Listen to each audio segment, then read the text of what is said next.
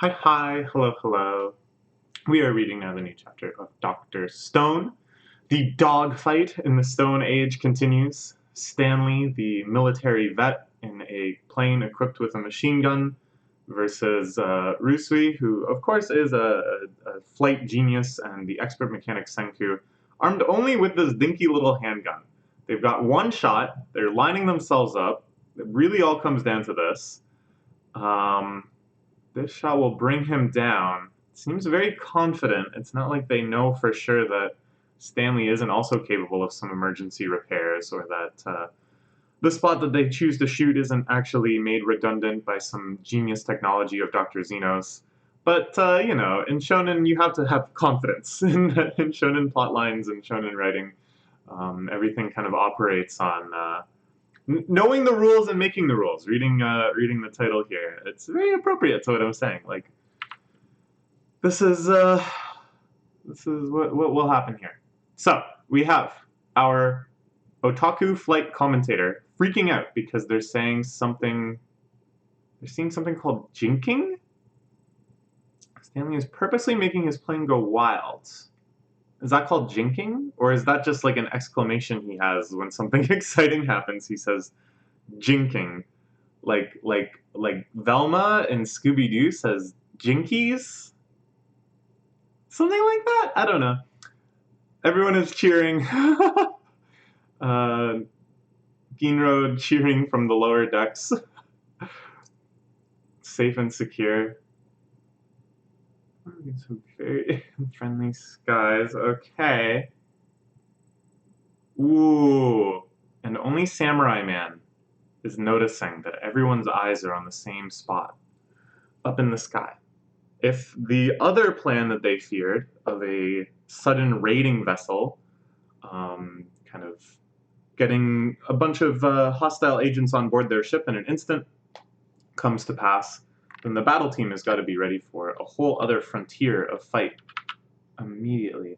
Precisely why I'm wary of what may lurk below. Still have an obligation to protect his lord Ginro. Matsukaze was particularly vigilant. A submarine, perhaps? Is that maybe the super secret weapon that was hinted at in previous chapters, the one that made other residents of Zeno's Kingdom of Science freak out? Its focus to lay beneath the aerial battle. Matsukaze could not have foreseen what was coming. Yeah, I'm thinking submarine. I think that would be a pretty strong weapon. Due to his lack of knowledge of humanity's 21st century technology. There it is, lurking. The water blubbing around it. The submarine. Okay, now who all is on board? Zeno himself, this mechanic guy, and then some shady figures that maybe represents their main fighting force. All of whom depetrified on their own? That's correct, right? Zeno had never stumbled upon the revival fluid formula. So, again, the odds of this happening, such that they're actually reviving within one another's lifespan, becomes more and more astronomical. But whatever, we can forgive such a thing. Maybe there'll be some explanation for it. Maybe like there was some discussion of like they timed it, like Zeno and Stanley timed it. I think. Yes, the submarine approaches. This is a pretty cool shot. Just like the aesthetic differences, I think, between Senku and Zeno's design philosophies is pretty amazing. This one has like octopus vibes. It's very like alien, like xenomorphic, like the movie Alien. It's all spiky and intimidating and dark. Whereas most of Senku's stuff is like smiling, looks like an animal of some sort, can easily be disguised as an animal if they need it to be. Um, just kind of like a big, almost obnoxiously friendly design. I want a friendly boat, one that talks, perhaps. Whereas the submarine here is like an otherworldly force compared to our Kingdom of Science. Seriously, what now? Okay. Is that a submarine? As long as one isn't looking to dive deep under the ocean, constructing a basic submarine is as simple as putting a lid on top of a boat, so to speak. Similar homemade submarines have been used by cartels for smuggling purposes. Cool. It's rare to get kind of this historically contextualized narration in this series. I guess often Senku explains stuff like that, but he's a little busy right now. But yeah, I don't know, just this little fact about cartels using homemade submarines to smuggle. It's interesting, but I'm surprised to see it here. So the submarine bombs the Perseus, firing an underwater torpedo. Could be pretty devastating. I don't know. They fire it right at the hull of the ship, and then yes, the raiding party commences. So who all is on the ship in terms of fighters? Because a lot of them are on the tunneling crew. Hyoga is there, and Kohaku is there, and oh, you know, Tsukasa is there.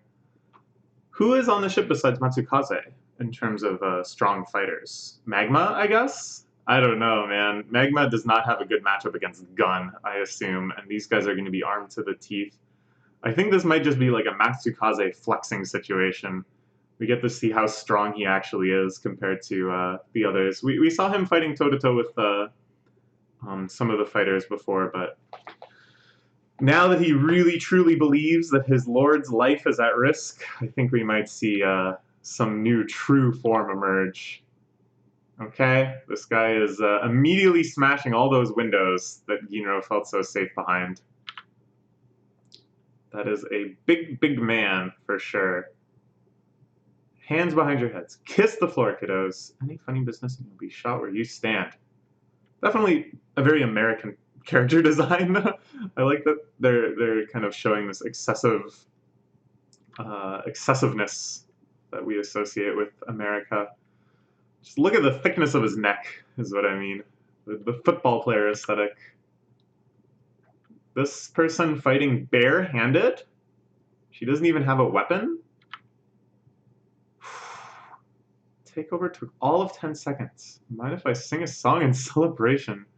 Jeez. And there are Yo and Magma, who, as I said, I didn't really have super high hopes for, but I didn't think they would just be one-paneled like this. Jeez. Uh-oh, uh-oh. So it is called Jinking. Okay. Ryusui refers to it as Jinking. We forced him into this. Remember we showed up the fake machine gun. This is a science battle. Stanley's traded his speed for all that rocking and rolling. For this brief moment, he's going 10 billion% slower. What are they gonna do? Catch up to them and throw the machine gun at them? I'm not sure why Senku mentions the machine gun here. Because he's jinking specifically to avoid the machine gun fire, I guess. He thinks that their firepower is actually equivalent to his. He doesn't know that their firepower is just really sweet. It reminds me, I just watched Promare a bit ago.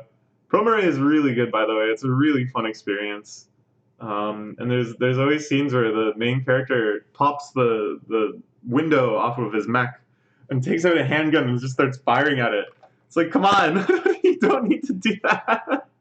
The mech has weapons too. Shot up higher, but why? Something would mean relative loss of speed. Stanley's kind enough to slow it down for us. This clown was standing right on top of him.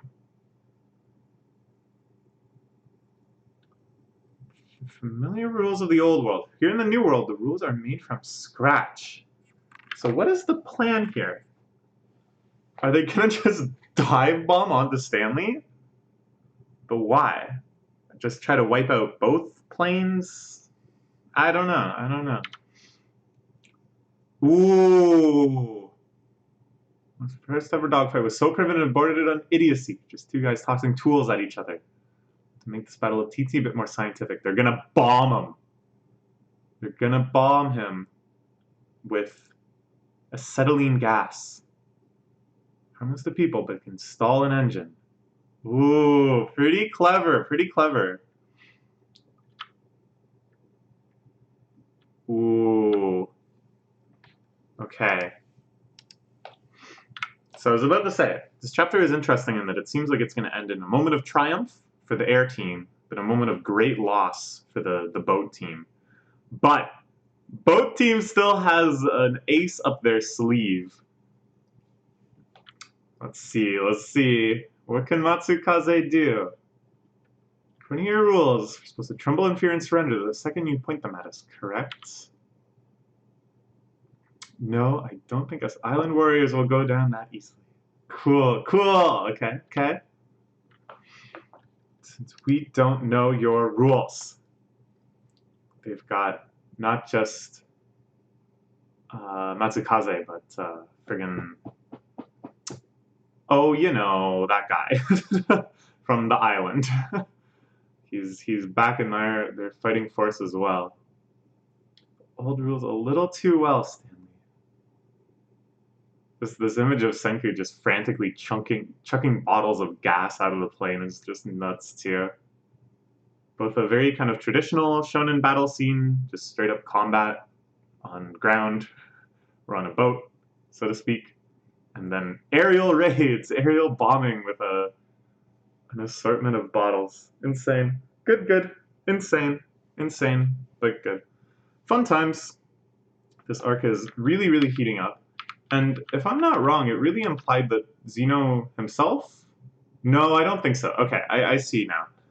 They're showing Zeno as like the mastermind architect. They're showing the mechanic as like he brought this to fruition. And then this shady page of the unknown, or the shady panel of these unknown fighters. Those are the people actually on the submarine. So Zeno is almost assuredly still back in the base. So I was about to say, like, wow, they just kind of threw everybody together, but not yet. More showdowns remain. And the boat reclamation is not over yet, too. Who knows how strong those other warriors are.